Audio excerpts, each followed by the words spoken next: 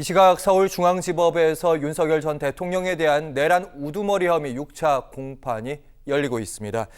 오늘은 또 어떤 일이 있었는지 이슈와 법률 박시영 변호사와 함께 자세히 짚어보도록 하겠습니다. 어서 오십시오. 네, 안녕하십니까. 벌써 내란 혐의 재판 벌써 6번째입니다. 윤석열 전 대통령 응원하는 그 함성부터 시작해서 기자들의 질문도 있고 윤 전 대통령은 늘 묵묵부답이고 오늘 공판 출석은 어떻게 보셨는지요? 네, 이제 오늘이 6번째 재판이고 그간의 5번의 재판에 출석하면서 한 번도 이제 입장을 밝힌 바는 없었습니다. 다만 이번 이제 공판 출석의 경우에는 대선이 이뤄진 이후에 이제 진행된 재판인데다가 이제 특검법이 통과된 상황이었기 때문에 윤 전 대통령이 이에 대한 입장을 밝힐 것인지 이제 이 부분에 대해서 관심이 있었는데요. 지난 5번의 공판과 마찬가지로 아무런 입장을 밝히지 않고 현재 재판이 진행 중에 있습니다. 네. 보니까 6차 공판에서는 5차 공판에 이어서 또 같은 증인이 나오긴 했는데 이상현 전 특전사령부 1공수 여단장, 언론에 알려지기는 이제 국회의원 끌어내라 그 증언이 핵심인 것 같은데 재판부 입장에서는 전 특수전 1공수 여단장을 불러서 어떤 부분을 확인하고자 한 겁니까?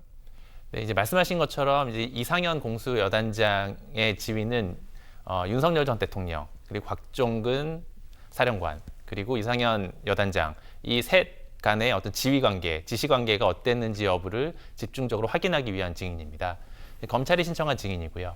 실제로 지난 5차 공판 기일에서는 이상현 여단장의 경우에는 본인이 이제 곽종근 사령관으로 지시를 받았고 그 지시의 내용은 의원을 끌어내라는 지시, 도끼로라도 문을 부수고 들어가서 끌어내라는 지시를 곽종근 사령관으로부터 받았다는 것입니다.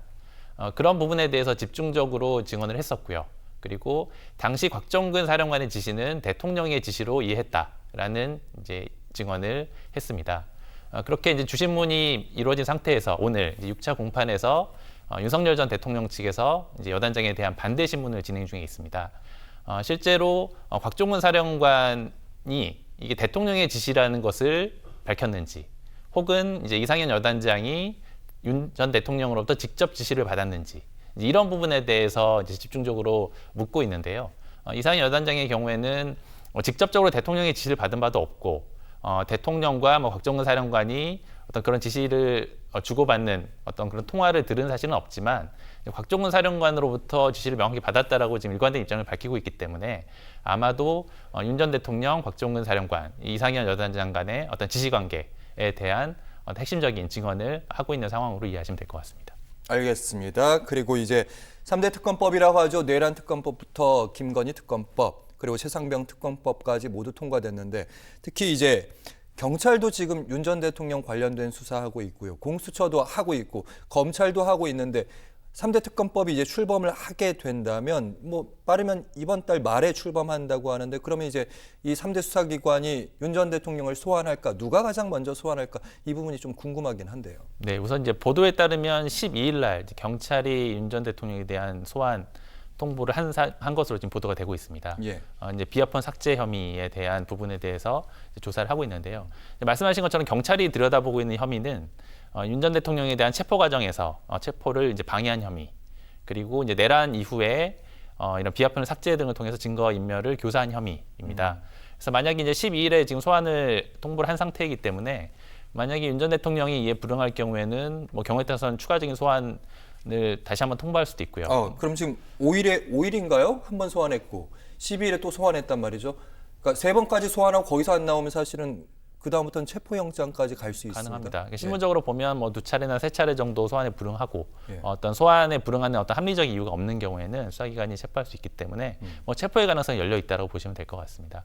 그리고 이제 말씀하신 것처럼 검찰에서는 이제 선거 개입, 이제 명태균 그렇죠. 예. 선거 개입 혐의에 대해서 조사를 하고 있고 또 김건희 여사에 대한 어떤 주가 조작이나 선거 개입, 그다음에 건진법사로부터의 금품 수수 이런 부분들도 수사 중에 있고요. 공수처에서도 이제 최상병 관련된 어떤 직권남용 권리행사 방해 이 부분에 대해서 지금 들여다보고 있는 것이기 때문에 공수처나 검찰 역시 소환 가능성은 있습니다. 특히 이제 말씀하신 것처럼 그 특검이 이제 특검법이 통과되고 실제로 특검이 수사에 착수할 때까지는 시간이 좀 소요가 됩니다. 그러니까 과거의 예를 들자면 이제 그 당시 박영수 특검 국정농단 팀 같은 경우는 2주 정도 후에 특검법 통과하고 2주 정도 후에 수사가 개시가 됐었고요. 그리고 이제 드루킹 특검이었던 허위법 특검의 경우에는 한 달 정도 소요가 됐습니다. 그러면 현재 지금 특검법이 통과됐기 때문에 지금으로부터 뭐 빠르면 2주, 뭐 통상의 경우라면 약 한 달 정도 후면 수사가 개시되기 때문에 예. 그 사이에 있는 수사기관들이 각자의 속도에 따라서 수사를 진행을 하고 나중에 특검이 이제 본격적인 수사에 착수를 하면 뭐 해당 수사 기록을 특검에게 보내서 이제 수사가 이어지게 될 것으로 보입니다. 말씀 듣고 나니까 이제 6월 말까지는 이제 시간들이 있다는 건데 경찰의 입장에서 가장 먼저 소환할 수도 있겠다. 예. 체포영장 내지는 더 나갈 수도 강제 수사까지 더 갈 수도 있겠다. 이런 생각도 잠시 들어봤습니다.